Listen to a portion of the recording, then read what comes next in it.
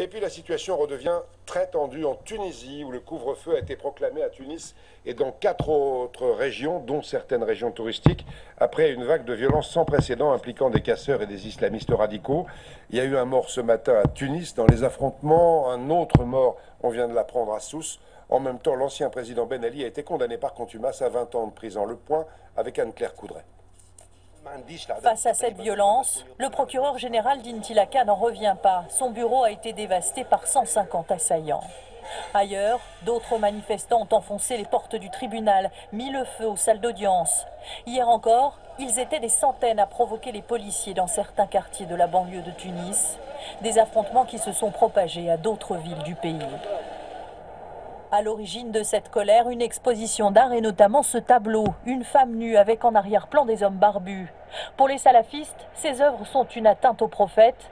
Dimanche soir, certains sont venus saccager l'exposition, désignant les artistes comme ennemis de Dieu.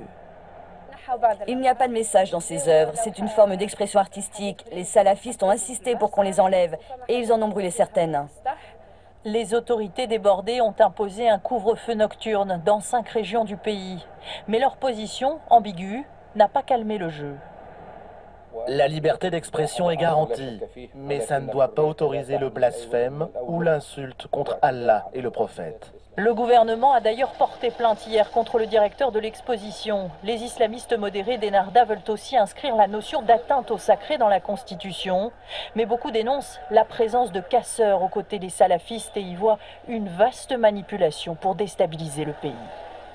Et déjà 2 morts au moins dans ces affrontements. Le ministère français des Affaires étrangères se dit officiellement préoccupé par cette situation en Tunisie.